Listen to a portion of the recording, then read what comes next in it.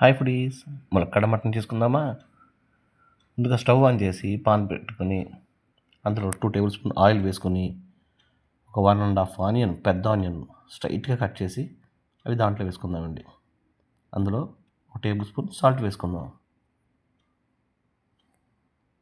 ఈలోపు ఆనియన్ను ఆ ఆయిల్లో మగ్గుద్దండి బాగా. అందులో 2 పచ్చిమిర్చి, 250 గ్రామ్స్ మటన్ను ఆల్రెడీ కడిగి పక్కన పెట్టామండి. ఇది కొంచెం లైట్ గోల్డెన్ బ్రౌన్ కలర్ వచ్చిన తర్వాత మటన్ వేసుకుందామండి. వేసుకొని ఇది బాగా కలుపుకుందాం. అందులో కొంచెం పసుపు, 1 టేబుల్ స్పూన్ కారం, 1 టేబుల్ స్పూన్ జీరా పౌడర్, 1 టేబుల్ స్పూన్ ధనియా పౌడర్,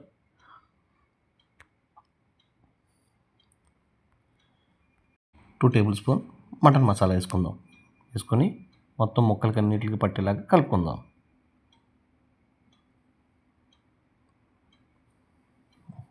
ఇది ఆయిల్లో మగ్గనివ్వండి.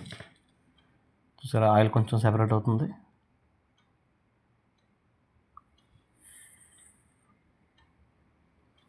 సెపరేట్ అయిన టైంలో మళ్ళీ ఒక్కసారి కలుపుకుందామండి.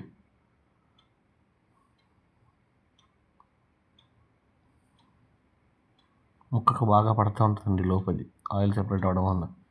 ఇందులో 2 రెబ్బల కరివేపాకు, ఒక చిన్న టొమాటో కొంచెం బ్యాలెన్స్ చేస్తుంది పులుపు కారం అన్నిటిని వేసుకొని దాంట్లో కొద్దిగా వాటర్ వేసుకొని మూత పెట్టుకొని ఒక 3 to 5 విజిల్స్ వేయించేద్దామండి. వేసి చల్లార్చిన తర్వాత మూత తీసేసి పీస్ చేసుకుందామండి. పీస్ ఆల్మోస్ట్ మెత్తపడిపోయిందండి. అందులో కడిగి పెట్టుకున్న ములక్కాడలు దాంట్లో వేసేసుకుందామండి. వేసుకొని కొంచెం సాల్ట్ వేసి మళ్ళీ ఒక 2 విజిల్స్ వేయించేద్దాం. ములక్కాడ వేసాం కదా, అది కూడా బాగా ఉడికిపోద్ది. అంతేనండి, ఉడికిపోయింది. కానీ వాటర్ ఉంది కదండి, ఒక 5 మినిట్స్ స్టవ్ మీద పెట్టి ఉంచేయండి, ఇంకిపోద్ది. అంతేనండి, కొత్తిమీర వేసుకొని అలా వదిలేస్తే కూర రెడీ. చూసారా, వాటర్ లేకుండా బాగా దగ్గర పడిపోయింది.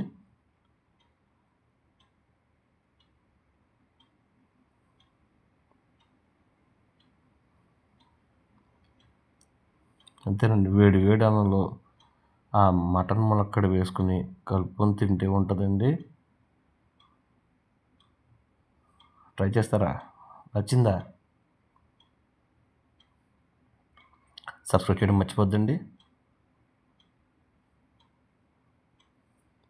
Thanks for watching.